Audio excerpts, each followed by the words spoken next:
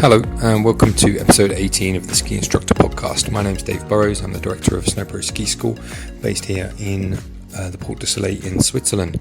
I hope you're all well in these strange times. I'm not going to go on any more about this current coronavirus crisis because we've heard more than enough about it up to this point. So what we're going to do is I'm going to tell you straight away about the interview that I've got coming up.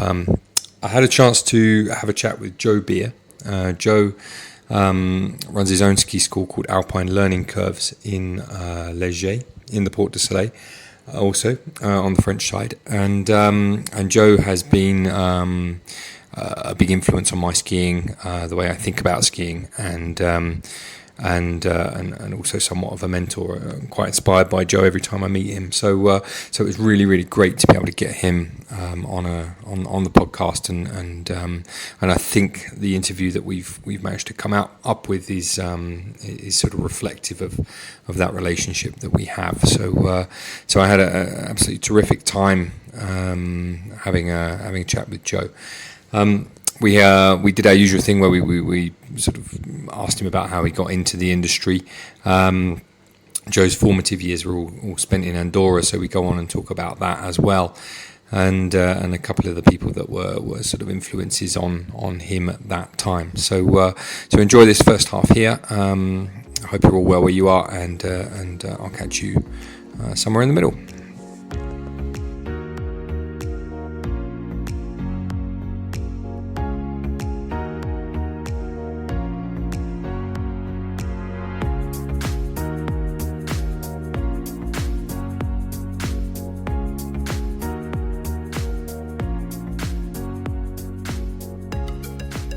Welcome to the Ski Instructor Podcast, Joe Beer, aka Joe Cerveza. How are you?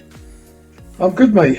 Back in the UK, escaped from France, and in the sunshine in my bedroom. That's very nice. So tell me your. We went through this with Malcolm on the last podcast. So tell me your escape story. I know we just went through it off air, but let's tell me that. So you're teaching normally in Leger, Morzine, Avoria, that part of the Port de Soleil. And you were based in Le Bio, and then they locked down the country. So what's your? How did you get back to the UK? Well, I was in the process of moving to a new flat as well, which was pretty stressful. But every policeman I bumped into was really friendly and helpful. I didn't bump into that many, to be honest with you. And as long as you had that piece of paper, that attestation, they just sort of waved you through. So I chatted to one guy and just said, "Look, I'm moving. That's why I got a car full of crap." And I said, "Like on the way back, it'll be empty." And then I said, "And I'm leaving for the UK in the morning." He went, "Well, don't worry about it. As long as you've got that bit of paper on the person, you'll probably be fine." And I bumped into one police car at an air having a kit, and same thing. Just looked at the bit of paper. I went, "What are you doing?" I went, "I'm going back home." Back to England because my wife's there, and he said, "Well, good journey, stay safe." Away I went. Okay, cool. All right. Now let's do a bit of the start. The sort of says all about Joe. So you're from, if I remember rightly, you're from Paddington, aren't you? The West End of London. Well, I'm from London. Right. I'm from Holborn originally. Sorry, Holborn. Right. Okay. Born in Holborn, which is technically the West End, West Central 1. Yeah. And then I moved to EC1, so I'm a West Ender and an East Ender at the same point. Okay. But basically lived in the city all my life, all my young life before I started skiing. And how does a guy like that from in London? I'm sort of the same. I'm from North London in Enfield. How do guys like us end up on living on snow for a living? Well. Short story is I used to horse ride. I was a really keen footballer, very keen footballer. Yeah. And then when I met my now wife, she was into horse riding. She got me into horse riding, and I got absolutely hooked on it. I couldn't believe it. I gave up football to ride horses. Really? Yeah, and I was so smitten by riding horses. It was unbelievable. All our holidays were horse riding in New Forest, a week here and a week there, and then the people we used to ride regularly with, they were keen skiers, and they said to me, we're going skiing. I was about 22 at the time. We're going skiing to a place called Andorra. Yeah. They said, you should come with us because 2 people have pulled out and we need 2 people to replace them. And I just looked at Babs and went, is he joking or what? And this guy had to talk me into going skiing for the first time. Yeah. And literally within sliding on snow for about 100 meters, I was hooked. Absolutely hooked within the first run. And luckily the next year I got made redundant. I was an electrician. Right. And my wife, who was my girlfriend, then said, what are you going to do with that $3,000 you just got from being made redundant? I went, I know exactly what to do with it. We're going skiing. So we became waiters, and then I got to know everybody in the ski school in Andorra. Yeah. And the boss used to train us in a thing that was called the Spuds at the time. Right. He used to really good deal, and I just said to him at the end of that season, I said, look, if I go and do my basic course, will you give me a job? And he went, yep. So I went, fantastic. So that was me. Is there? I've got to ask this because listeners to the podcast will have known that I rattle on all the time about the similarities between being on a motorbike and skiing in terms of crossing over from one side to the other, blah blah blah. Is there any parallels between riding horses and skiing? There's loads, mate. I mean, I as you know, I've written a book, and there's a bit in it which talks about crossover skills from different or similarities from different sports. Yeah. So it picks up along the way, because the way I teach people is to try and find some kind of common ground to, because most people would, especially beginners, to be honest with you, almost a lot of people, they don't really have, like ski terminology. They don't actually understand that. So if I can find something, whether it be cross stitching or painting or whatever it might be, I try and find something that makes it sense to them. So, like anybody who's a horse rider on there, like the basic idea of turning a horse, they would think it's to do with the reins. Yeah. Well, all the invisible aids that turn a horse, it's a thing called leg on, impulsion, what you're doing with your buttocks, what you're doing with the way you're sitting on the horse, anticipation, the way you're looking. So, if I say to a horse rider, leg on a horse steers the horse, whereas shin on, light shin on, is a really well-schooled horse. And if you just lightly, place your shin to the inside of the boot, and stand in the right place on your foot like you would on a stirrup, with your heel down, then you would tell the ski what to do. It's just like a very, very well-skilled horse. Really? So, those kind of parallels just, come up to me all the time. And if it's a sport that I know nothing about, I've never ridden a motorbike since the time I was, 15, when my mate had a Suzuki Fizzy, which we would jump on, or a little putt, whatever they're called, a Vespa. Yeah. So I know nothing about riding a motorbike, but I can see the parallels when I watch it because I'm a massive MotoGP fan. Yeah. All that thing of like being inside and elbow down, knee down, hip down, whatever it might be. Yeah. You can see the parallels, and so I talk to people that do ride motorbikes, and I try and be armed with some kind of stuff if I do get a motorbike rider. And I've got a really interesting story for you here. I taught a guy, and you must find this as well, and everybody does. You very rarely in a lesson ski flat out. Rarely. Rarely. Yeah, very. I think I've had one guy ever. I've had a few guys, but the best one I ever had, I had this guy, and I went, what do you want to do? And he went, well, I like going fast. He said, but I realised this thing's wrong with my techniques. I went, okay. So I sort of went out and went sort of 50% because he was a good skier on a run, halfway down the red run. This is up in Avoriaz. There's a really long sort of black red run up there. So I opened it up to sort of 75%, looked behind me, he was still right there with his nose like an inch from my backside.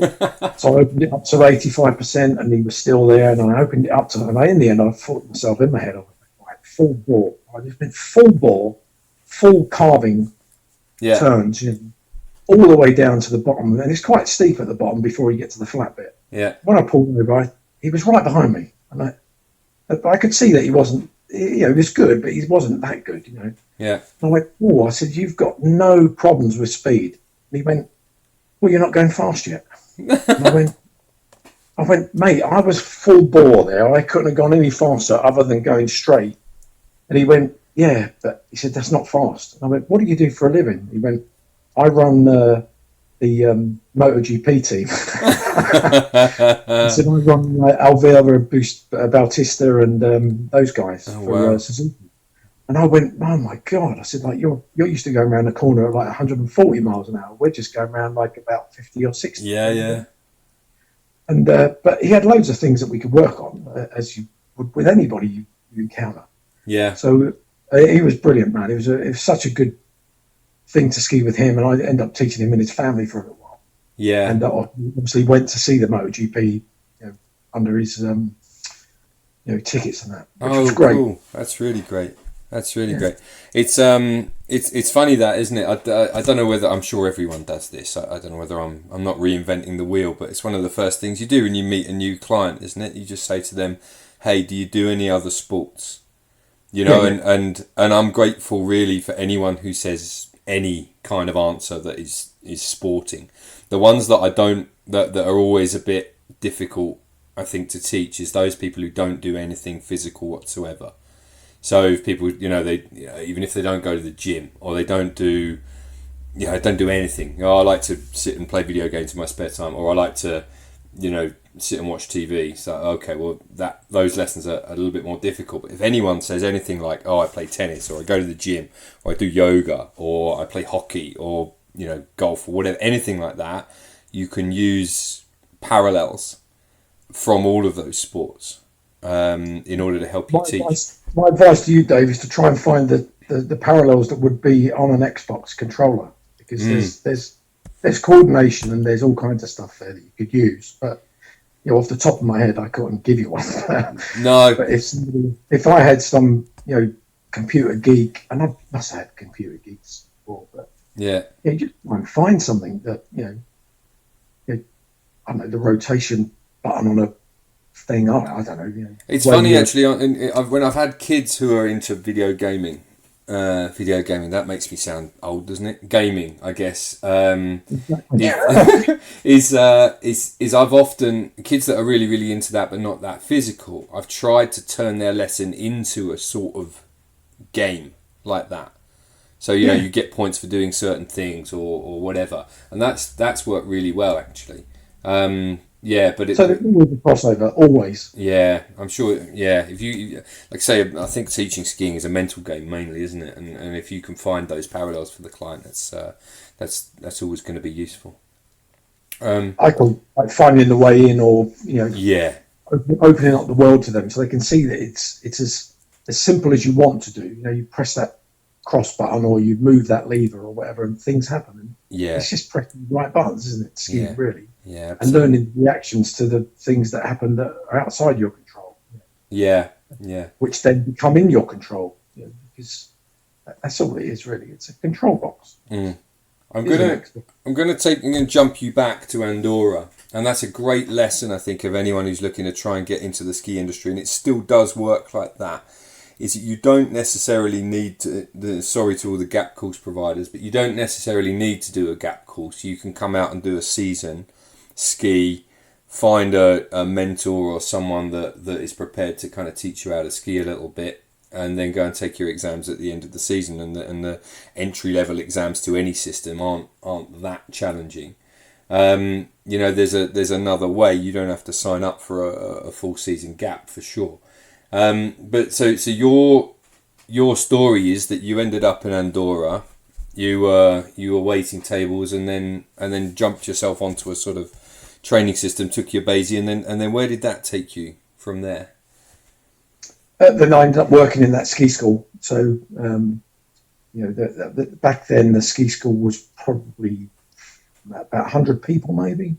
Okay. And it had like Spanish or Andorran side and an English side.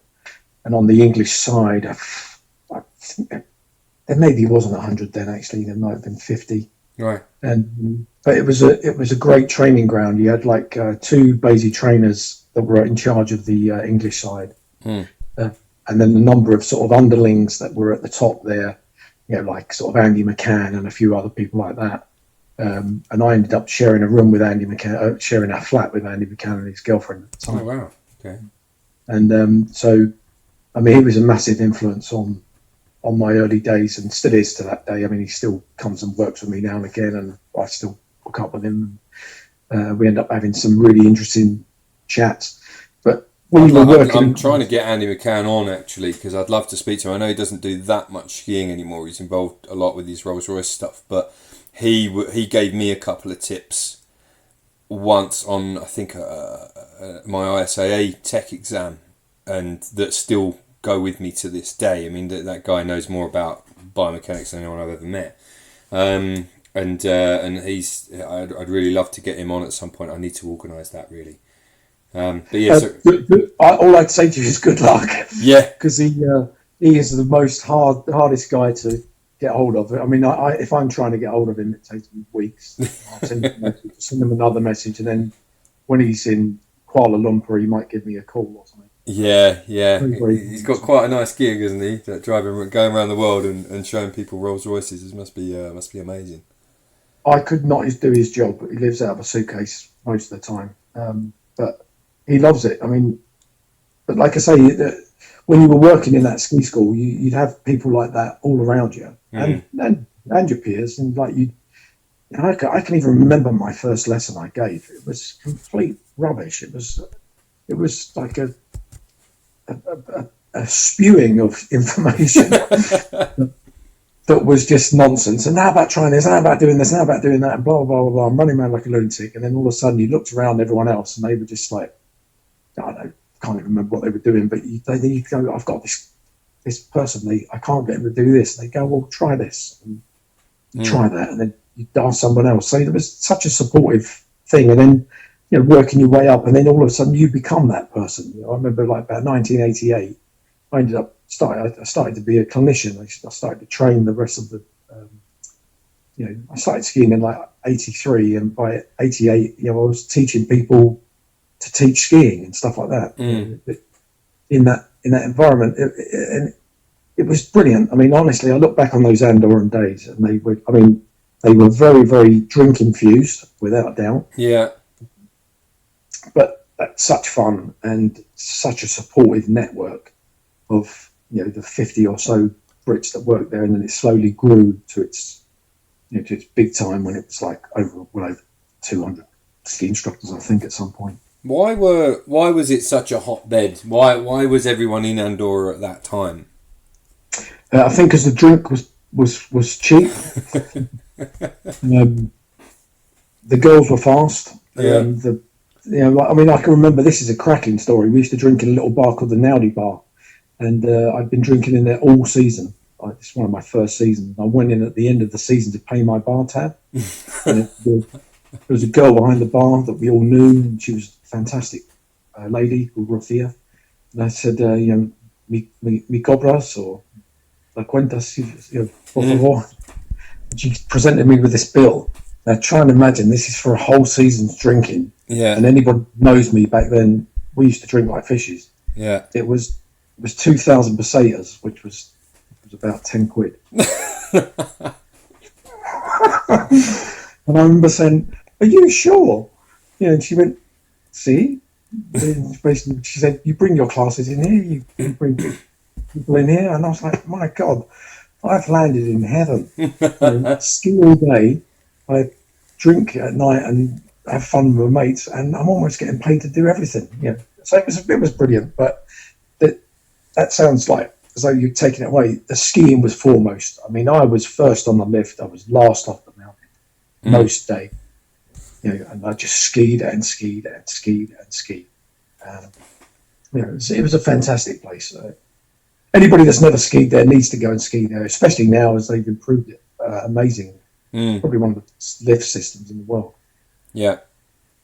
It's those bar tabs are a funny thing, aren't they? I think I'm about 5 years sober now, so I don't really worry about this stuff anymore. But there is a bar in Chatel that I used to frequent a lot called the Avalanche, and they ran a tab system, probably one of the last existing things like that. But it can be an amazing thing, but it can also be a very dangerous thing. Without doubt. Yeah, it's very, very easy. It's like having the keys to a sweet shop in essence. You go in and everything appears to be free. Nights just get away from you, and you don't remember what you're doing. And next thing you know, at the end of the month, you've got an enormous bar tab that you can't pay. And I imagine we've all been there at some point. But it's I don't think there's many places that do that kind of thing anymore. I mean, that person that used to live there, that person would be unrecognisable to me now, because I very rarely drink to that level now. Go out, I'm normally driving, so therefore I can't drink, or I'm playing in a bar, so therefore I can't get drunk anyway. So life has changed, but different pleasures, and grown up. I've finally grown up, Dave. Well, that's kind of how I felt when I stopped drinking. I'm like, crikey, I've lost a lot of time here. I feel like I'm in a big hurry now in my life. I feel like I've wasted a lot of time being drunk. But and also I look back on those kind of days when I would turn up for lessons a little bit hungover, and I think, oh, that was poor. Like I could have done a better job. And in the last 5 years, the lessons that I've taught have been, exceptional, because I've had a clear head and I'm able to think better, and solve problems better on the fly, without that kind of fog, that long-term fog of kind of having alcohol in your system and being a bit hungover, or even when you're not hungover, still having that fog of being in that place where the alcohol is in your system, or the damage caused by the alcohol is in your system. I don't really preach too much about it. I leave people to do their own thing, but it's changed my life for the better. A lot of amazing things have happened. Yeah, I do, and I don't know how people can carry on drinking with. My daughter is about 3 and a bit now. I have no idea if I was still drinking how I would be able to cope. Absolutely no idea. Imagine waking up with a hangover and your kid's begging you to go and play or something. And, oh my God, no, I can't even imagine it. Can't imagine it. But okay. So so a lot of people came through that Andorra school, I guess, and a lot of people have sort of carried on into the industry, and you see them around all the time. Yeah. I mean, I think somebody did a working out once, and I think through the time. At the time of that ski school at its height, I think something like 90 grade 1s or level 4s passed through that ski school. Oh, wow. That means not just working there, but actually got trained through there. Yeah. It was like an unofficial training ground, really, because it never... we used to have basic courses there at the end of the season for quite a while. It's more sort of known as a CSIA place now. Mm-hmm. I think it was either 90 or 70 people went through that ski school and became, fully qualified, ISA, level 4 or grade 1, like I was at the time. Yeah. So it was a real hotbed. What in terms of the cultural, this is something that really interests me in general, because I like to go to different countries and different places and try and ski if I can. It was on my hit list of things to do before they shut down all the ski areas this year, was to go ski somewhere else, different country or whatever. But in terms of Andorran skiing, what's the kind of the flavour of it compared to, I don't know, France, Switzerland, wherever else? What's different about Andorra? Their system? No, in general, skiing there culturally. What skiing's all about. It was such a UK part, really, for us. We didn't really take much notice of the Spanish side, if you like, or the French side. Andorra's in between France and Spain. Yeah. So I think the actual setup was based on the ESF possibly, or a hybrid of the ESF. It's a what's it called, the way that's run. Yeah. They share profits and all that kind of stuff. Oh, okay. Their system. Yeah. what's that called? Like a co-op or a cooperative or a general that's society. it. Just like the ESF is. Yeah. So it was, you got a bonus at the end of the season, which was handy if your bar tab was too big. The actual way that they taught and that didn't really influence the British side. The British side was completely separate. Yeah. And sort of, it was Basey based to a degree.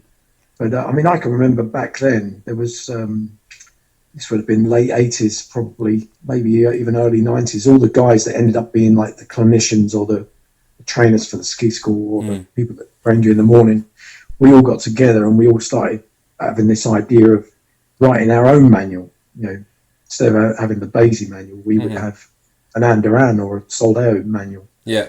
And I can remember sitting there with a number of guys, can't remember, the guys that were my sort of peers or my same guys as me. Yeah. We all sat down and we wrote these subjects out, and it was really interesting. I would have liked to see where it would have gone. And I can remember having like things like angulation versus inclination as a globular concept. I can't remember whether that was one of McCann's one or it was some highfalutin load of nonsense, to be honest with you. Well, but, it's funny. The thing that immediately jumps to my mind is I was on a Swiss Snow Sports course with their Director of Education, Arsene Page.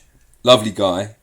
But he always said to me that, because one of the funny things that when you send a bunch of Basey guys on a Swiss Snow Sport course is that they all think that the British guys ski like robots. And they kind of just make shapes and they do what they need to do. They all ski in the same way, and they can do amazing impressions of Basey skiers, which is quite funny to see.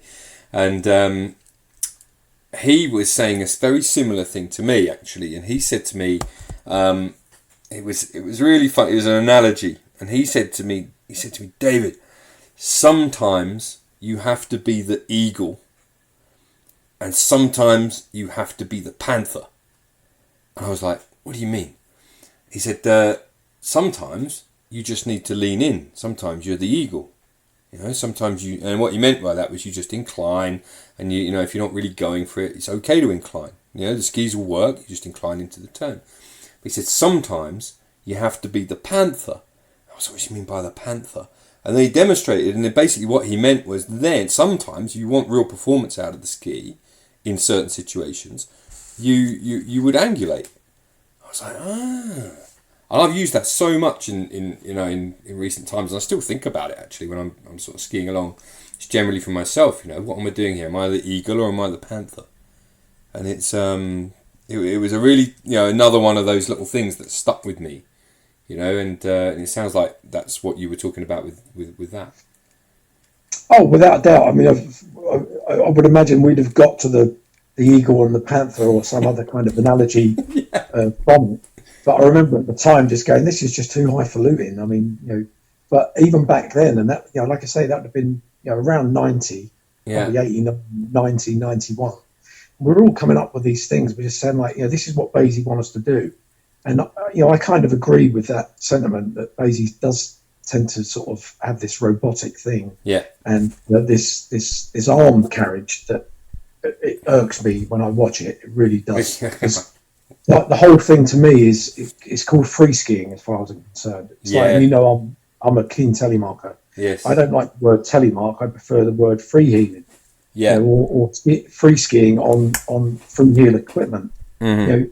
The whole thing for me is the freedom of it. I ski or telemark because the freedom of it. You can be the panther or the eagle or the horse or whatever. You can be anything.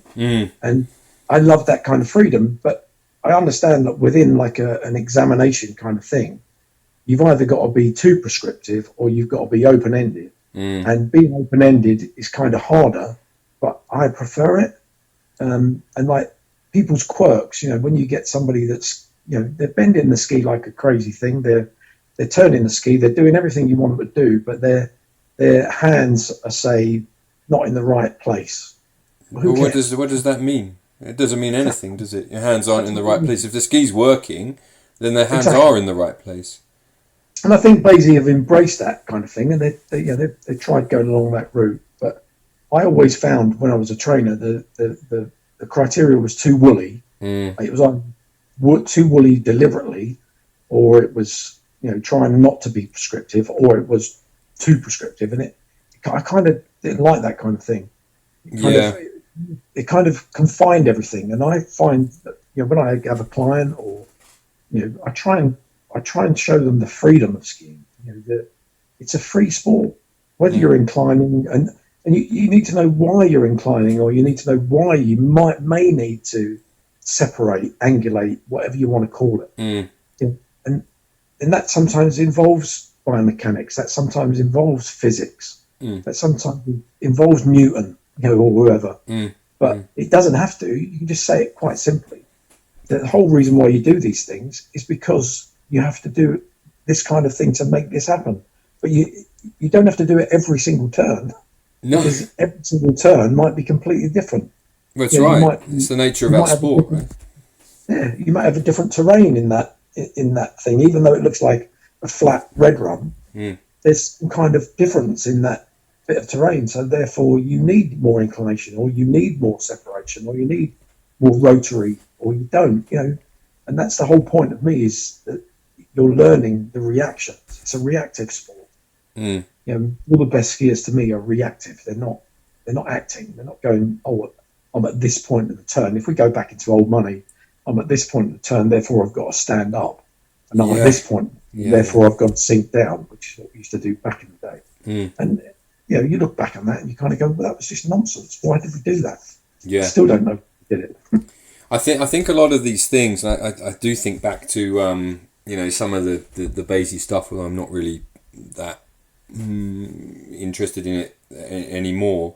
But I think back at some of the trainers at the top end of Basie, some of the very, very senior guys don't ski very Basie at all.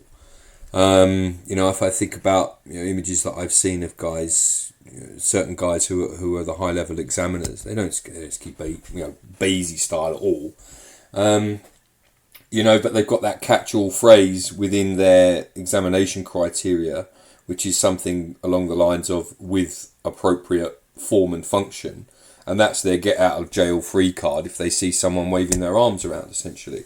I'm completely on board with you in terms of what you're saying about, that it is a free sport. Some of the best skis I've ever skied look incredibly free, especially with their upper body.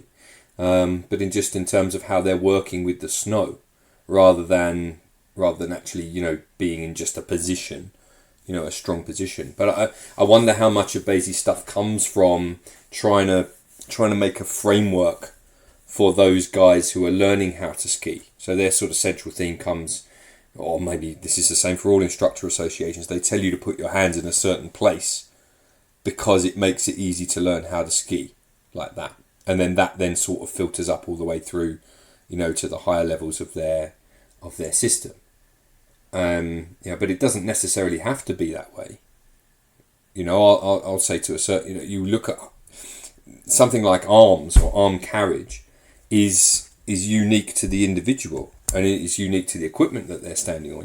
Your hands will naturally fall into a certain position according to how you're balanced, not according to how you're supposed to hold them. Yeah, it's a reaction. Yeah. Everything's a reaction, or a consequence of something else. So if you see somebody's hand carriages in a certain way, it could be because of where they're standing on their foot, or it could be because their boot is a Lang boot rather than a atomic boot. Or, it's all so interconnected. It is. Some people was looking to cure it rather than looking at the cause. The cause is what's happening. I mean, the way I look at it, the biggest thing that happened to me back in '95 was when I was selected to go to Interski for Basie, and we, apparently we changed the world, or the world's perception of Basie at that time. Yes, anyone from Basie will tell you that was the key date. Possibly. I mean, I was involved in that, so I can't really, it'd be wrong of me to say that's what it was. But I remember, watching, say, the Italians, for instance, and then watching the Austrians, and then watching the Swiss, and all these big nations. and just going, oh my God, I remember watching the Italian demo and just went, oh my God, unbelievable. And then getting even more blown away by the Austrians. The Austrians came down and just did something that was just unreal. And then you listen to the way they teach. You watch their demos of their teaching demos. And I just remember going, why? And people go, what do you mean why? I go, I've just seen these guys ski, and now what they're teaching is complete and utter horse manure. Right. It's not linked in any way to the way they ski. Yes. The way they ski is draw dropping, and now they're demonstrating a snowplow, and it looks like something looks like a horse and cart when you've just been watching a bloody Bugatti Veyron. Yeah. And I'm just, it blew my mind, and I remember having discussions like with McCann and Lloyd Tate and Paul Monroe, and who's called Benson, by the way. Just remember saying, why are they doing this? And we all just went, we don't know.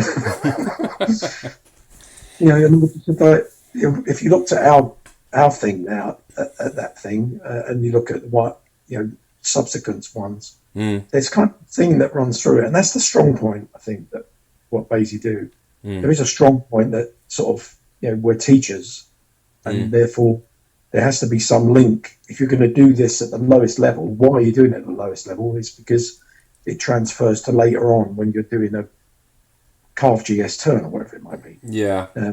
That might be a spurious link, but, so I think that's the strength that they've got.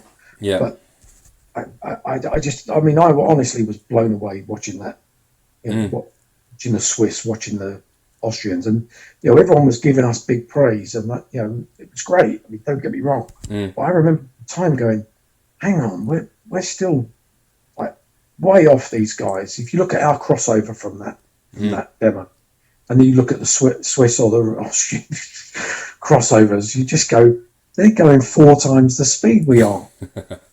We're walking down the hill, they're sprinting, they're Usain Bolt. One of the things I think is probably one of the key differences of all of that stuff is that there's a cultural element to it. There won't be a single skier in the, let's say, Austrian, Swiss or Italian demo teams who didn't race as a kid. Their pathway will have been, I joined the local ski club at 6 years old, and I stayed in it until I wasn't really that. I might have carried on. I might have skied at a local regional or even a higher level in the race club, ski club. But there definitely wouldn't be anyone in those national teams race clubs, interski teams, who hadn't raced as a youngster, and that shows. I think that shows a lot. I think it shows, and I don't think that necessarily. I think that's a strength and a weakness at the same time. Oh, I agree. But what I'm saying to you is that the reason that they would ski like that, in a completely different way to those of us that grow up. If you're from inner London, there was no ski club at 6 years old, so you're playing catch up all the time. Without a doubt, you can't compete with them on the skiing front, or you might be lucky enough to do that, but. I think the strength of some of the lesser nations is that their teaching skills are much, much higher. You see it every day on the hill. Yeah. Don't get me started on that one.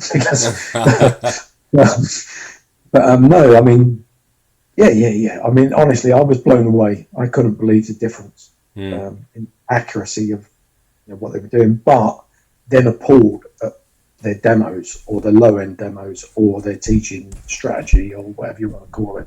Yeah, well, I think this is what I've mentioned this before on the podcast, but I'll say it again for the benefit of this. So I'm actually seeing this in real time with my daughter, right? So she speaks 3 languages now, and I'm not blowing my own trumpet. She speaks 3 languages as a consequence of going to crèche in French. My wife also speaks fluent French, so occasionally they switch from French, but my wife is originally from Romania. So they speak between them, they've got a secret language. So they speak Romanian when they speak to each other. They think that I can't understand it, but I'm starting to pick it up. But don't tell them that. And then together we all speak English, and then I only speak English to my daughter. So when she tries to speak French to me, I just say to her, I don't understand. And so we only speak English together. But she's now picked up 3 languages, more or less fluently. She can talk, and switch and mix up sentences between different languages, all without really knowing that she can do it. And then what's going to happen later is, so she can already ski, right? So this year, just before they shut all the ski resorts down, we finally managed to ski from the top of Morjan down to the bottom. And she hasn't, when she's a little bit older, she won't have any kind of idea of what it was like not to be able to ski. Do you see what I mean? So and that will be the case for anyone on the Italian, Swiss, or Austrian demo team, right? They have no concept of what it was like to be a kid growing up in London and learning to ski for the first time. You can remember your first time on skis. I can remember my first time on skis. And so you learn as an adult. So your empathy is a different kind of teaching empathy than it would be if you grew up on skis. And that, in my opinion, is one of the biggest differences between the teaching of locals and guys who have, say, come up through the majority of people that have come up through the Béziers system. Oh, big time. And yeah, like I say, I think that's a strength. I mean, it is undoubtedly because the clients love it. To a good level, which hopefully me and you are at. We're not bloody Didier Couche or anyone like that, or Lindsey Vonn, but no.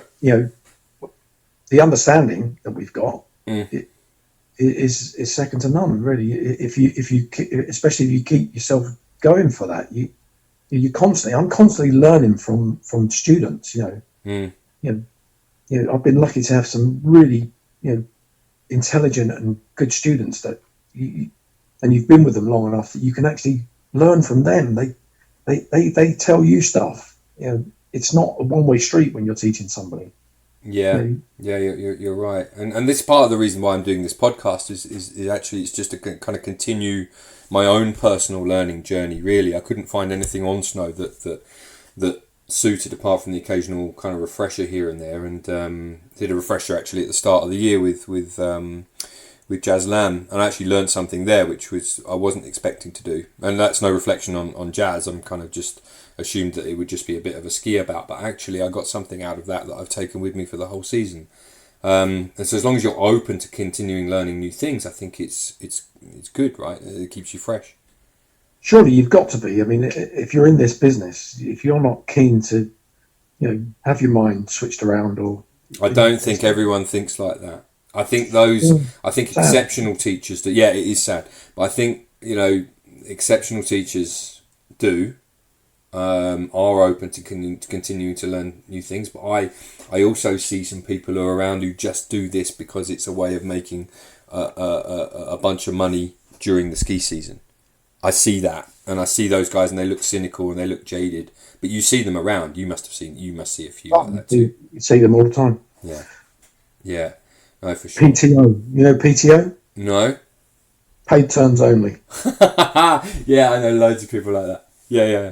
I've actually, in fact, a couple of years ago, I slipped into that myself because I was kind of a bit lost, but not anymore. And actually, that's been really nice. The times I managed to get out this season and just go skiing for myself, work on a couple of things. It was actually really cool. I was like, oh, actually, I haven't done this for a while, which was eye-opening, really.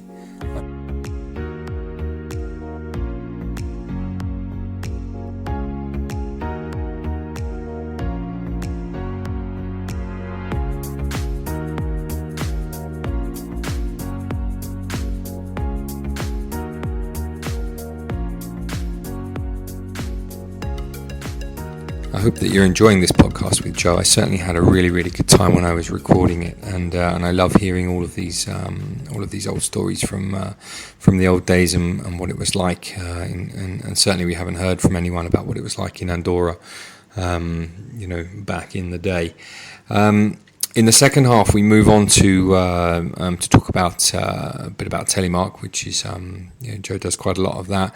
Some teaching and in particular a couple of memorable teaching sessions that Joe's done that I've been a part of. And then lastly, we start to talk about music and music as music in terms of relation to skiing, but also in general, and a couple of other interesting tangents that we went off on. So that's great. I hope you enjoy this podcast, and I hope it amuses you a little bit. While we're all stuck in the house. A couple of good ones coming up for sure. I'm just setting up a few now. Obviously, everyone's got a lot of time on their hands, so hopefully I can keep these going. So enjoy yourselves, stay safe, and I'll see you on the next one.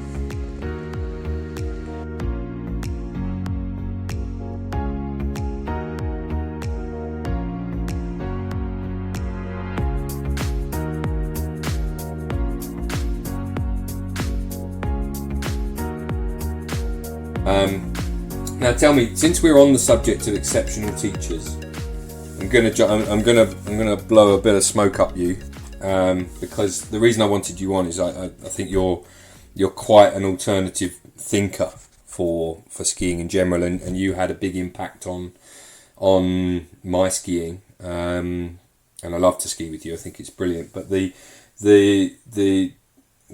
first met on, I think it was the Basie Telemark 1 course. And there was a very famous lesson within that Basie Telemark 1 course, which, you know what's coming, which a lot of people still talk about, which was the Sminky Pinky Telemark lesson. And listener, Joe managed to deliver, and it must have been at least half an hour, if not an hour, of telemark instructor level tuition, only using the words sminky and pinky. It was exceptional. It blew my mind, that one. And I don't know, but I imagine you're just going to tell me that you came up with it on the spot and you just kind of ran with it. But that was a really interesting time and a great course. Lots of people on that course went on to do some really cool things. I can remember that. I mean, I don't know whether I think I probably did it before your course. I'm not sure it was on your course, because that came up when I was running a level 2 course, I think. Oh, I thought it was special to us. You just ruined it for me. I thought we were special.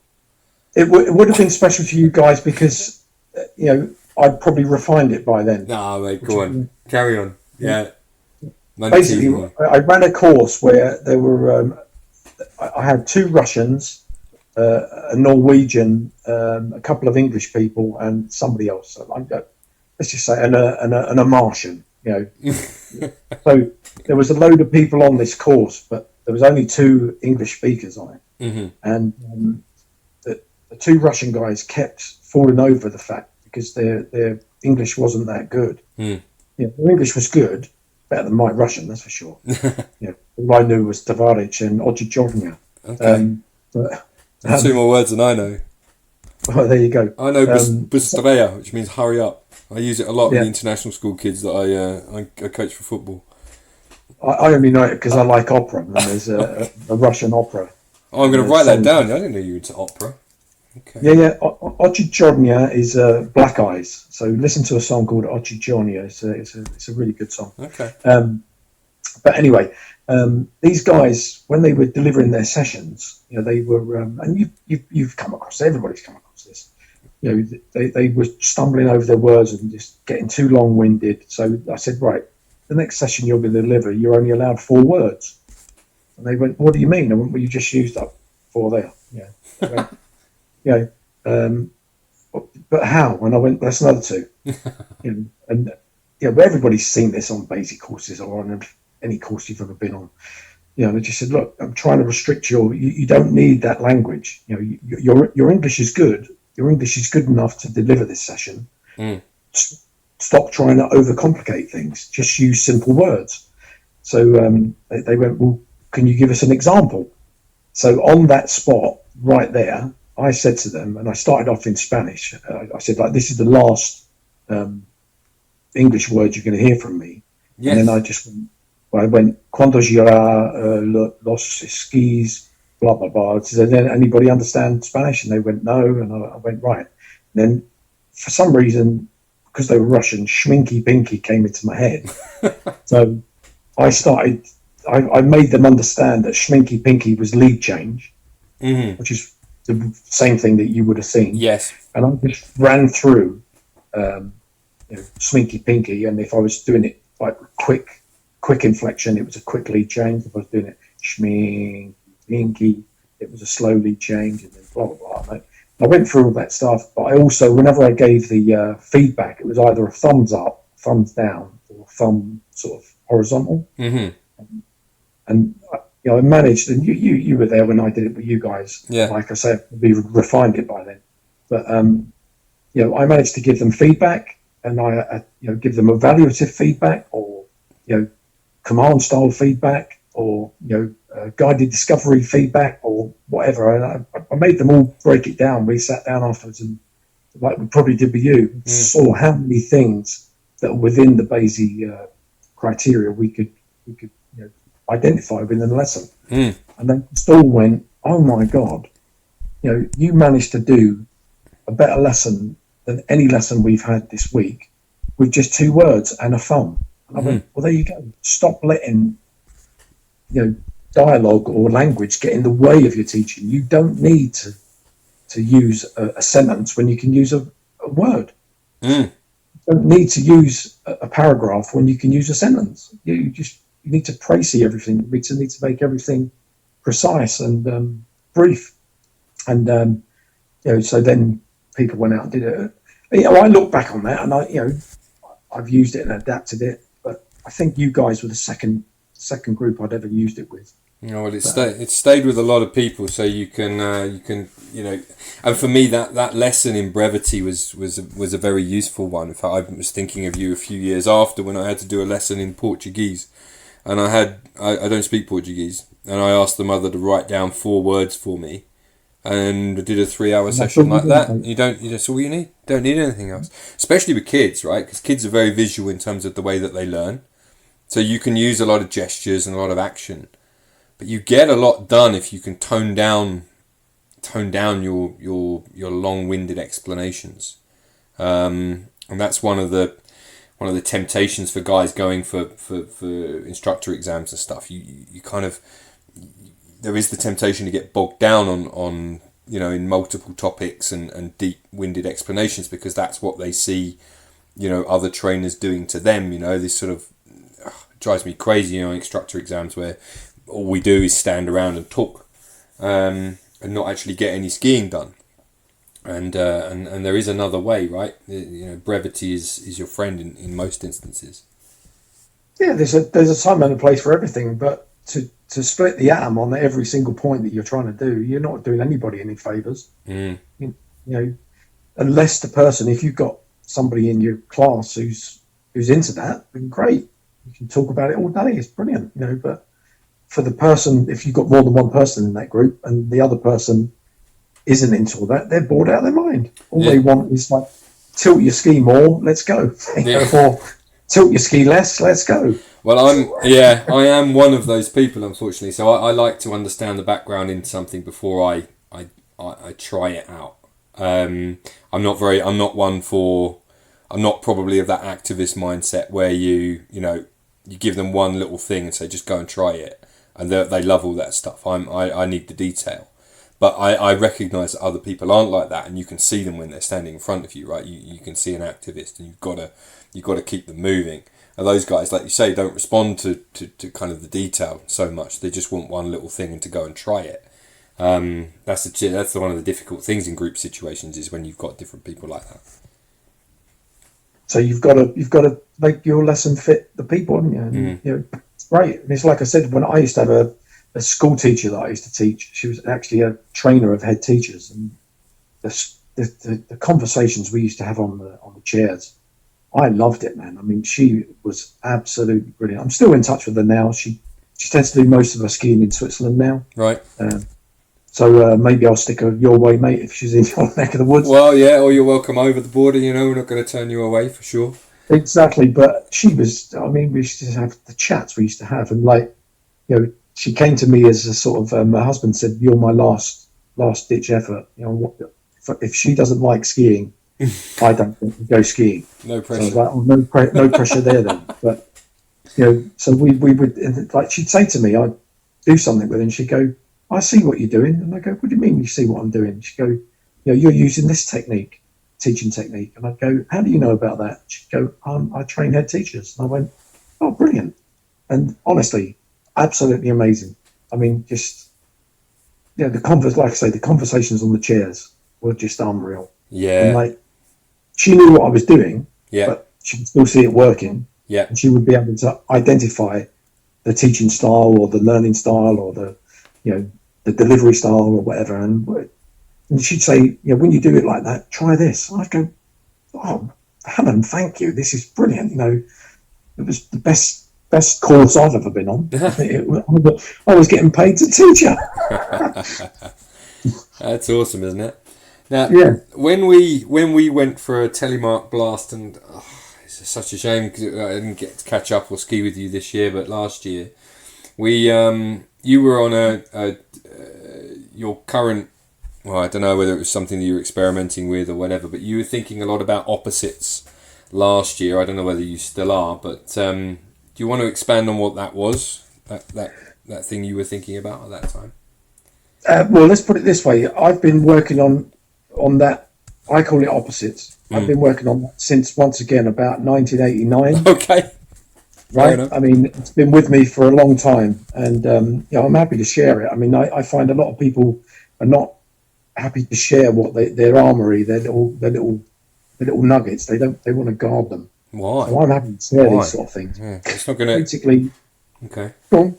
No. What I was going to say was I don't know why you wouldn't. It's not like a client is going to choose someone else because they know that little nugget. They're not buying you for that reason. No, but if this helps somebody, great. That's good of you. I've got loads of this kind of stuff. But basically, back in the day, when once again, it would be sort of Andy McCann time. I was probably sharing a house with him, and we'd be talking at night over a bottle of wine or whatever, and whatever was going on then. And the first thing that would have come into my mind about that time, I didn't know it at the time, but somebody had said, like, ski backwards, which we call switch these days, right? Ski backwards. So you're skiing backwards, and you go, right, what does everyone notice? Well, we're all leaning on the front of our boot. So we're all leaning forwards, right? Which I hate as a phrase anyway. You never hear me use it as a phrase. I'm with you. But so as soon as people start skiing backwards, they lean forward. So whoever was talking about this went, well, that would be the equivalent of leaning really, really far back when you're going forwards. You wouldn't do that, would you? And you go, well, no. So you go, right, so let's ski forwards as if we're skiing backwards, or let's ski backwards as if we're skiing forwards. To try and basically what they were saying then, but without the words, they were saying, we should centre. We should be in the centre, whether we're going backwards or forwards. We don't need to lean forwards. We don't need to lean backwards. We have times when we're forward. We have times when we're backwards, or we're trying to centre. So that would have been a thing. That would have been stored away. I've got a very strange mind, Dave, and we won't go into my mind. No, it's a real rabbit hole. We don't want to go there. That's a longer session. But around the same time, somebody would have said, because I remember in my first two ski holiday weeks of lessons, the main thing that was told to me back then would be hands forward and lean forward. Right, so they're the two things that stuck with me.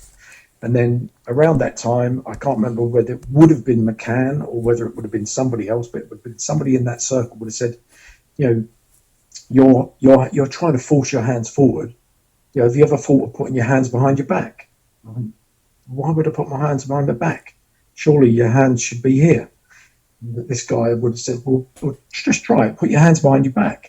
And at that time, if you stand in a pair of ski boots, and it's going to be different for everybody, this is not an outcome that's going to happen to everybody, but if you try and lean forward with your hands far forward, what you'll normally find is that your shin comes off the front of the boot.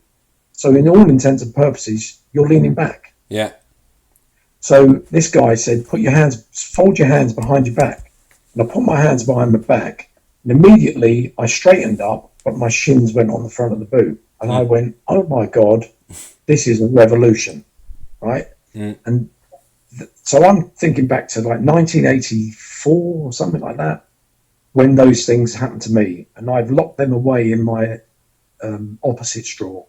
So what I tend to do is when I'm teaching people, I'm not looking for the problem. The problem is the thing that's staring you in the face. I'm looking for the solution, or I'm looking for the cause. And thinking outside the box is what most people would be, understanding. Yeah.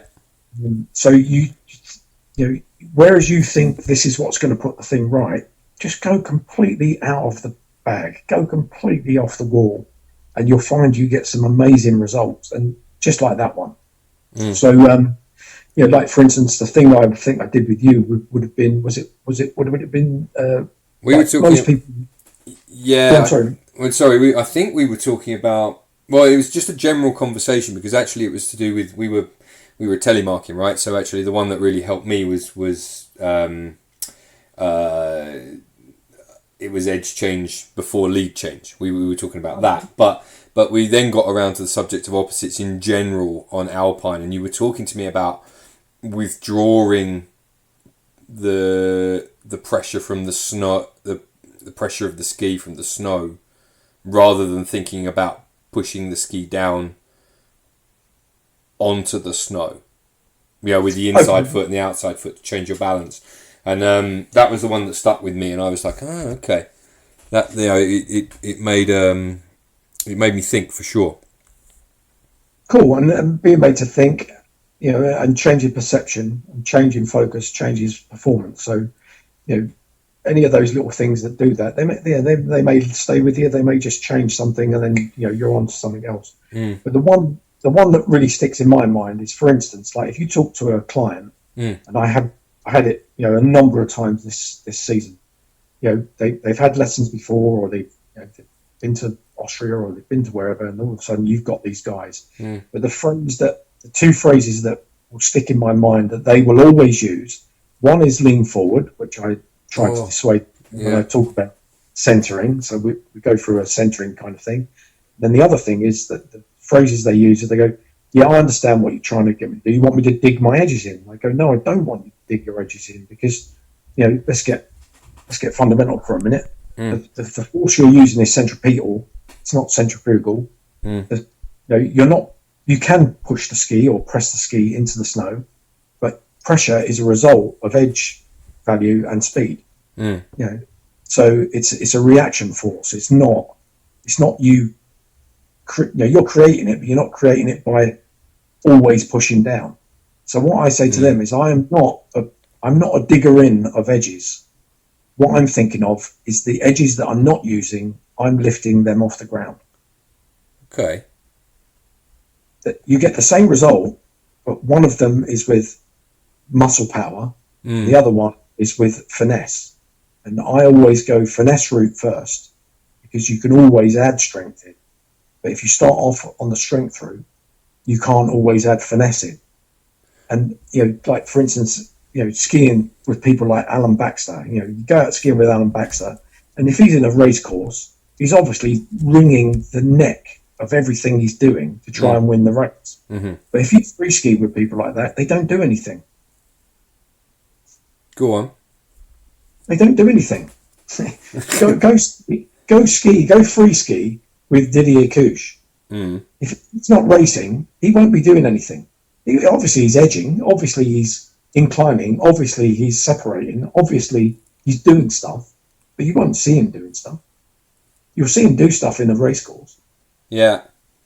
So for me, trying to get people to go to those opposites, and like right at the very end, just before the mountain closed, I had a family, and I've skied with the mom before. And she said, "You please do me a favour. Will you take 7 of us out? One of us is on a snowboard, the rest of us skiers. Yeah, we're all sort of similar levels, but we're not. And my husband's the best skier, and my son's pretty good. And one of the girls will be the weakest in the group." And I went, "Not a problem." I said, "I loved skiing with you before when you're with your mates. Let's go out." And the weakest skier in the group, and all of them for that matter, they all went, when I went through this lifting ski, I said, don't think about trying to make pressure. Let's think about just lifting the edges we're not using. The light bulb moment within all of them was just off the scale. The weakest skier in the group, she came over to me and went, oh my God, you've just changed my whole world with one little thing. And I went, brilliant. I said, keep playing with it. I said, if I start talking about something else and it interferes, you just hang on to that one thing. Don't worry about anything else to do. And she kept coming over to me. She went, lifting those edges. She just went, it's amazing. Nobody's ever said that to me before. And, so that's the opposites for me. Just trying to flip things completely on the other side. That's my philosophy on that. If you want to call it that, it's just. But it all stems from things that McCann has talked to me about, or things that other people around that same time. If you want to get a result, don't always look at the result. Flip it over on its head. I can't remember what the thing was we did on the day with you. I'm sure it was the edges thing, but we did. We did definitely talk about it. I'm not so much. I don't think it works so much on a telemark concept because my own personal thoughts on telemarks is that it's very much a kind of two-edged sport. You're looking for more of like a 50-50 across the 2 feet. But certainly we talked about it in an Alpine context. And actually, funny enough, now I'm thinking about it a little bit more. It's very similar to what Jazz was saying on that CPD day that we talked about a little bit a while ago. Where he was talking about in a sort of carved GS-y type turn. He was talking about on the inside ski only having, he specifically said only the weight of the equipment on the snow. So in a similar sense to what you're talking about, withdrawing the pressure from that inside edge and literally just having the weight of the ski and the boot on the snow. And it's funny, that does something biomechanically inside your hip joint that causes a sort of longer outside leg or more pressure to arrive on the outside ski, which I found to be quite useful, and I've used that a lot in the season just gone. Does that sounds like a similar sort of thing? Yeah, I mean, there's no, like they always say, there's more than one way to skin a cat. I mean, you just use. I mean, you change the wording, you change the focus. You just do whatever you can to get the person to do what they're doing. I mean, like the pressure thing for me. Why is there a light phase in a turn? It's just a really simple question. Most people would say it's because I've unweighted my skis at the start of the turn. Well, to me, it's not. It's because you've gone flat. Yeah.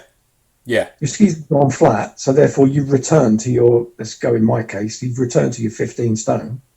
And then when you find your edge, and pressure builds up through the turn, then obviously you're not dealing with more weight. You still only weigh 15 stone, but the pressure, the centripetal force that's coming back at you can be 3G, could be 4G if you're going fast enough. Yeah.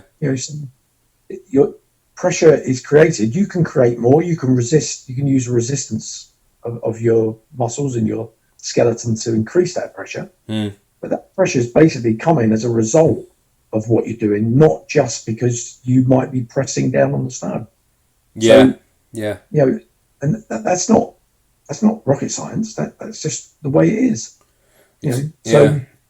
One, I don't believe for a minute you weigh 15 stone, but secondly, I've been experimenting. Well, I very rarely teach pushing as such, pushing down onto the snow or pressing or whatever I'm slightly applauding you here. Yeah, because I don't think it works for some people, right? There are a sort of subset of people who like to push on or press into the snow, and for them it works. But I've been going down the route lately, and I think it's something that is under-taught massively, is the steering or the rotation of the ski.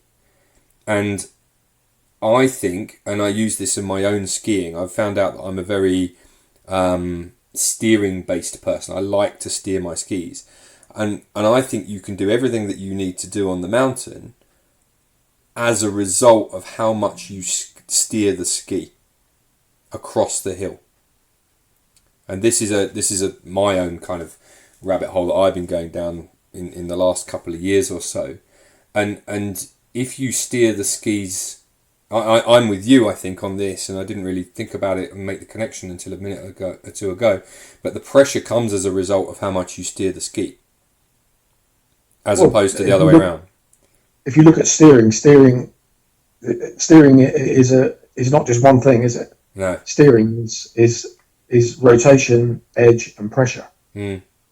And if you've got more edge, and you're going fast, you get more pressure. Mm. If your ski is not got as much edge, and you're rotating more, you won't get as much pressure. Mm. So I agree with you, but why do people think that you've got to push the ski into the snow to make it turn? You haven't. Mm. I've never got that. You can. I'm not saying you can't, but you don't have to. No. You can do it with finesse. If you increase the edge from like 5 degrees to 10 degrees, different things are going to happen. Mm. Mm. Yeah. You're more if working you with the equipment. more, different things are going to happen. Yeah, it's true. It's true.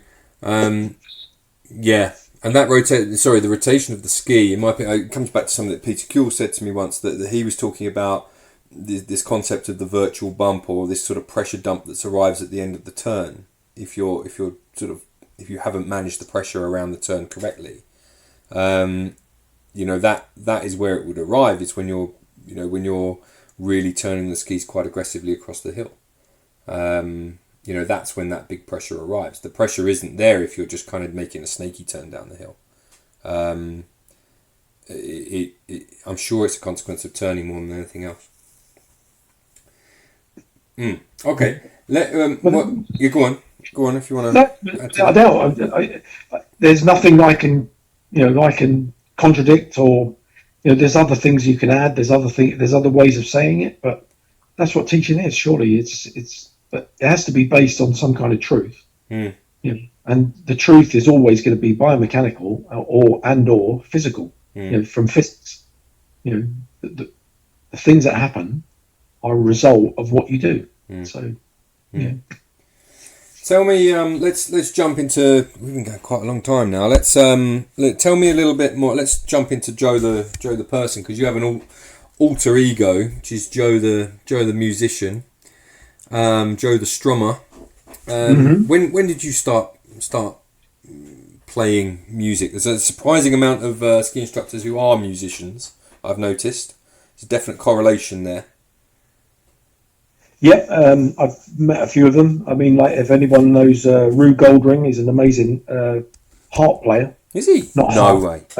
Harmonica player. Really? I've jammed with him a few times. Okay. I think he plays guitar as well. There's loads of people.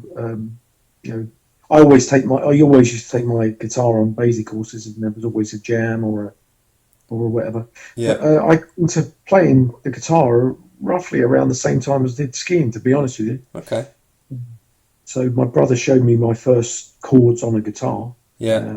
Space Oddity by David Bowie. Huh? C and E minor, if anybody's interested. Okay. These are the open chords, and I just sat there for weeks, just jang, janga, janga, janga, janga, jang, jang. I just sat there until I could play that thing, and then I had to learn A minor for the next bit. Yeah. And I just was, once again, I'm kind of, I think I've got that addictive gene. I could quite easily have been, an alcoholic or a drug user or something. But luckily I got into sports more than anything else. And then same thing with the music. I mean, I've just recently got into writing my own stuff. It's taken me 30 odd years to write a song. I've now got five songs under my belt and working on a lot more at the moment. Oh, cool. And I just find that they complement each other, because people are really into mindfulness at the moment, meditation and stuff. Well, I find people around me may not find it. Especially when you're learning. I used to drive my wife mad going, "What's this?" And I'd play her a song and she'd go, "I've got no idea." And I'd go, "Come on, it's one of your favourite songs." And she'd go, "I can't hear it. What is it?" And I'd tell her and she'd go, "Sounds nothing like it." And then, about 5 years in, I'd be sitting there strumming away and she'd go, "Oh, is that, is that the Beatles, blah, blah, blah?" And I'd go, "Yeah." And she'd go, "Oh, I recognise that one." I'd go, "All right." But that meditative state, just sitting there strumming away on a guitar or working out a song or I find it all the same. Once again, there's a crossover. You press on the strings. Then there's a reactive force. Do you press hard? Do you press soft? There's all kinds of different stuff that you can do. And so I find my really. You'll find me online and all that sort of stuff. Yeah, what we'll do later on is I'll ask you where we can find you, and we'll put some links in to where people can find you, and also your music for sure. You're right, I think, in that way. Modern life is so busy, isn't it? Like, there's so much going on that I'd strongly encourage anyone to find what their thing is that allows them to go into a little bubble and just find that calmness of concentrating on one thing for an extended period of time. We're in an age now where there's just this sort of general digital and information overload, and it's nice to be able to get away from all of that. I've found that. Well, I was talking to you last year about how I'd taken up the guitar, but as it turns out, the guitar doesn't really speak to me like it does to you. So I've kind of put it away in a cupboard, which is a shame, but it's not. It's just didn't work out for me. But what I've found that mindfulness place on motorbikes, funnily enough, and that's where I go if I want to get away from everything. It's just me, no noise, no music, no nothing, just me inside a helmet. And I've actually got quite a lot of really good thinking done, while I've been out and about and trying to find that harmony between, all of the four different parts of my body working to make this machine work in an efficient way. And I think, like I say, that it's a really useful thing to have in modern life. This ability to kind of get yourself away, into your own space. And it's not like we haven't got enough time at the moment. Now we're under house arrest. Yeah, under house arrest. We're quite lucky here in Switzerland in that we haven't. People here tend to follow the rules quite carefully. So we're still allowed allowed a certain amount of freedom. So I've been, whenever I can. Unfortunately, my bike is at the mechanics at the moment, having its service. But as soon as it's back, I'm going to resume my 1 or 2 hours out in the afternoon, because it really gets me away from kind of being in the house. I'm like a caged lion at the moment, prowling around the house looking for stuff to do. And it's nice to have that option to go away and just sort of clear your head a bit and come back. And I feel so refreshed after. And I would imagine it's the same with you, once you pick up your guitar or whatever.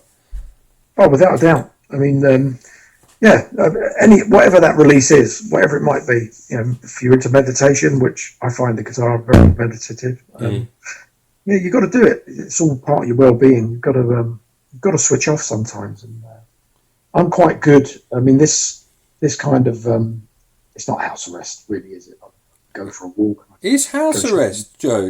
You're fined if you go outside. It's house arrest. Not here. You're not. You wait. It's the same in France. It is. If you were still in Libio, you're fined if you go outside where you're not supposed to be. It's house arrest. Yeah, but as long as you've got that attestation and you're exercising within I think it's 100 metres of your house and all that kind of stuff. Yeah. I mean, I feel really sorry now we're on that subject. I feel really sorry for people that live in blocks of flats. That must be an absolute nightmare. Yeah. I live in a really nice part of Essex. I'm straight out to fields. You're only supposed to exercise once a day, but we live where there's nobody. Yeah, you just go. Literally nobody around us. So you're walking through the field out the back of my house. Nobody's going to see me. No. I don't see anybody. So, but if you lived in a block of flats, man, oh my God. Can you imagine? It must be really difficult. My hat goes out to those people. Stay sane. To let you know, I'm going online every day, doing a song online and a lot of people are following it at the moment. Yeah, I saw that. That's really cool. I'll link to that as well. I'm just trying to, brighten people's lives up. They can send a request in, and if I know the song or if I can learn the song, I'll do it. So, feel free to send me a message with your favourite song. Okay. Yeah, you might not like my favourite songs. It's funny actually. I'm just about to sit down and write a blog post about something my social media guy came up with. Hi Jim. Is what we as ski instructors know from our experiences teaching kids, how that can translate into you homeschooling your own kids. I've got to work on that later, write that up, because I think we've got some ways that we can add in, some of the stuff that we do in terms of our work that we can really bring to parents, while they're having to do all this extra work at home. Tell me, just to jump back into music, tell me about opera. I think I'll put my cards on the table. So before my daughter arrived, we haven't been probably since then, but my wife loves the Geneva Opera, and she has I think she had a season ticket there, or she would go online and buy stuff. And I don't think we're very far away now from being able to go back again. But I absolutely loved it. Like it's a sort of hark back to an older time, so you get dressed up, put your suit on or whatever, you go down there, things are done properly, it's a beautiful old building, and you see these kind of, these beautiful productions, with the amount of work that goes into it, and the history and all that stuff behind it. It's just a really civilized, nice place to be. And I'm not as I've discovered, I'm not a particularly musical person, but I just, the staging of it and the stories behind it is what really does it for me when I go. I think it's brilliant. I think it's absolutely brilliant. It's amazing. I haven't seen a lot of operas. I've watched them on TV. I saw Carrera's at Royal Opera House in Covent Garden. Saw Pavarotti there as well. Oh wow! But for me, it's quite funny. If I drive to work and somebody comes near my car in the morning in the J, Warzy, normally I'm putting my ski boots on, and all you can hear is opera blaring out, and people go, "What are you listening to?" Yeah, and I'm like, "Oh, a bit of opera," and they go, "Really?" And I go, "I love it, man." There's a couple of things that if people are, want access to it, watch. What's that film with Denzel Washington in it? And Tom Hanks about the AIDS victim guy. Oh, Philadelphia. Philadelphia. Don't watch the whole film. Just fast forward it or look online to the bit where Tom Hanks is describing Maria Callas singing Mama Morta. Right. And if that doesn't make you cry, or at least well up a little bit, there's something wrong with you. Another thing, have a look for Pavarotti or anybody else singing a song called Rondid El Nido. I probably said it wrong, but it's basically the bird in the nest. Okay. And if you listen to that, right, in the opening bars, it's a flute I think it's a flute, and it sort of wibbles about. And if you can't see the bird flying around in the sky while that music's going on, there's something wrong with you. And then you don't need to, it's in Italian, you don't need to understand the words. You know what the words are. Have a listen to that song. I know the words, but it's just evocative. It doesn't work for everybody. It's just like some people are really into like heavy metal, but some opera and some classical music is heavier than heavy metal. Oh, for sure. So I was just about to say this to you. So my wife's quite. She likes the fun operas and the the romantic ones. But I'm really. We've been to a couple of where we went to the really dark ones. The Germanic ones where you've got proper forces of evil and all that sort of stuff. And I love those ones. I really like those ones. I like the villains. It's really powerful. Yeah, it is proper stuff. I'll tell you where I got into it from. This is a beginner's guide to it, really, which is really good. Is the Walt Disney film Fantasia? Oh right. If you watch that, it actually it tells you how music is. Music is maths, basically. Yeah. Which I was never good at school. No, you and me both. You can watch like Mickey Mouse and all those characters through that film, and then watch like I can't be the Night on Bear Mountain. I mean, my God, you can see the clouds rolling in. You can see the thunder and the fire. It's just amazing. Yeah. And then you can listen to the pizzicato bits that are little angel dancing around and stuff like that. Music to me is definitely an escape.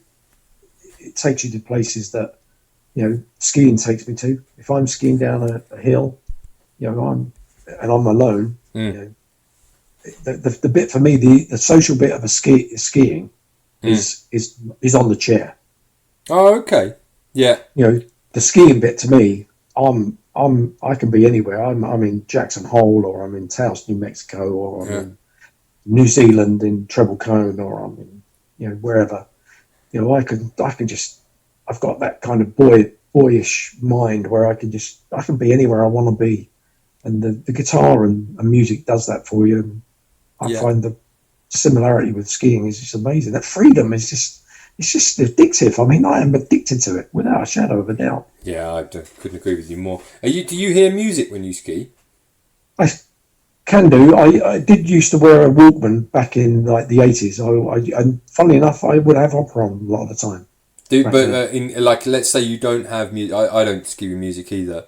There's too many voices going on in my head to put music in there. But do you hear music when you ski? I can do. Yeah, I can do. Not all the time. Sometimes I'm just sort of just got like a complete freedom of blank mind. Yeah.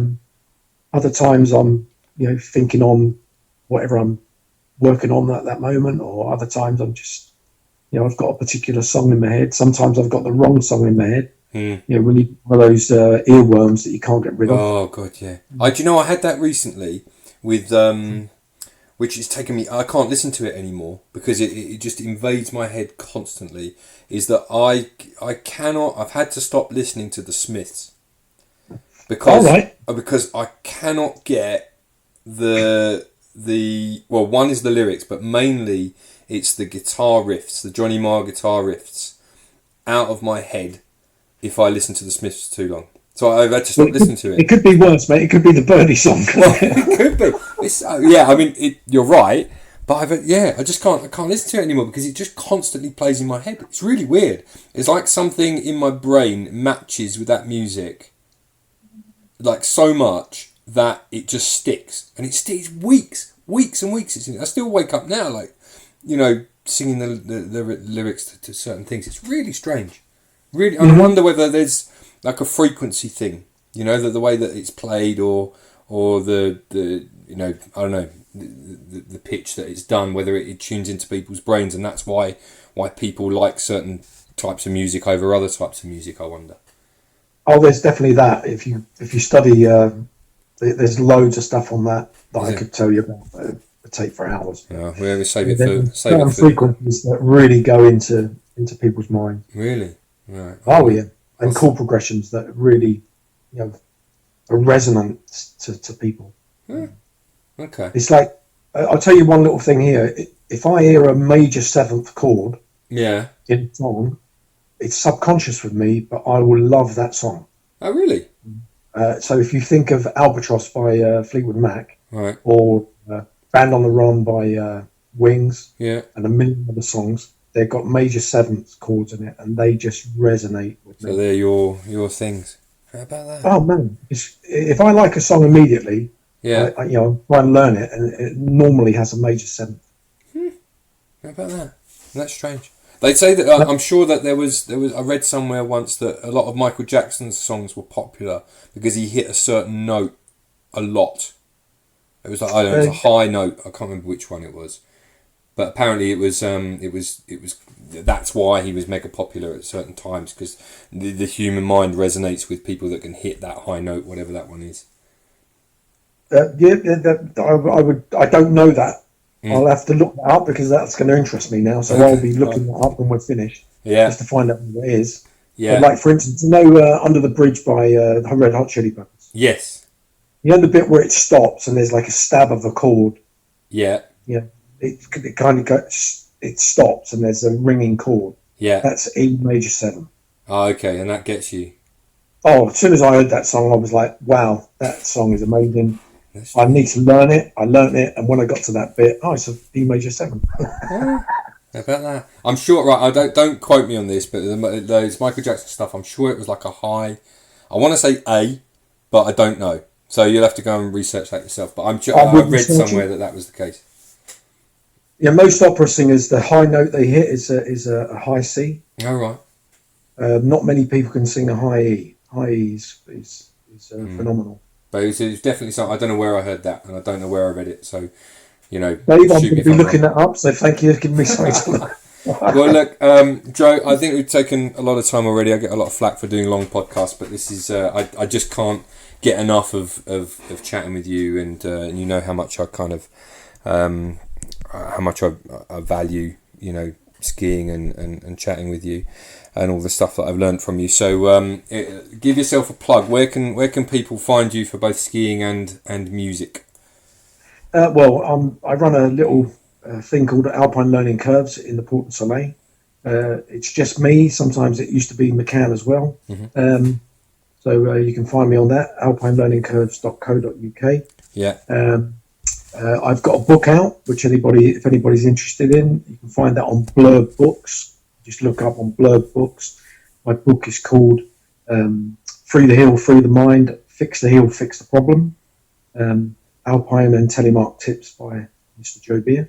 I've read this book, by the way, and I endorse this book. It's fantastic. Thank you, mate. And last but not least, Joe the Strummer. I'm all over Facebook. I'll be going live for a song at about 2:00 this afternoon. There's online gigs all over the place. Obviously, we can't play in pubs and clubs anymore at the moment, so all my stuff is online. So, you find me on all the platforms. Joe the Strummer on Facebook, Alpine LC _JTS on Instagram, and just do a general search and find me. But there's loads and loads of videos and songs and all that. And then obviously I've got my original stuff coming out when I finally get around to doing all that stuff. That's really cool, isn't it? I mean, and it's never been easier to publish your own music, I guess. So yeah, it's like isn't there a lot of bands now? I heard something like is it Muse, who just completely haven't got a label anymore? They're just producing everything online. I don't know. There's so many people doing that now, and it's kind of refreshing, but it's also harder in some ways because, I mean, I'm not doing it to sort of get paid as such, Yeah. Although I do get paid, when I play in a pub or a club, I get paid for it. But yeah, I just want to get my music out there and see if people like it. And so far, the feedback to one, the book, and two, the music is quite good. So that's really cool. Let's keep going. Well, look, thank you for being a podcast guest. I really appreciate it. Mate, anytime. And let's go skiing next yeah, let's do it. And let's do it earlier. And like I say, because of this, and we talked about it this year, I'd love to get you in front of my team. We did a really, really good one the year before with PK, and he guys were raving about it. And I kind of want to get, my ego's not so big that I would say to people, I'm the only guy that can lead, ski school training sessions. I'm interested in other people and getting my guys to think a bit differently. So let's get you on board for something like that for the next season. We'll get you booked in. No problem, Dave. Look after yourself. And just by the way, people don't know this, but you'll always be Swedish Dave to me. Yeah. Well, I look even a bit more Swedish. I'm trying to grow a beard in this period of time, and I'm not sure Mrs. Burrows is very pleased with it, but I'm going for this sort of Norwegian explorer look, but actually it's coming out a bit like Prince Harry, or former Prince, the artist formerly known as Prince Harry. You ginger, are you? Yeah, I'm ginger in my beard. Yeah, it's weird. Snap! I'm ginger in my beard. Yeah, I don't think it looks very good, but I've got nothing else to do until my motorbike comes back, so I might as well just go for it. Well, Dave, you stay safe, and everybody else out there, please stay safe, and we'll see you on the other side of coronavirus. I appreciate that. Thanks, Joe. Cheers, fella. All right, mate. See you soon. Bye-bye.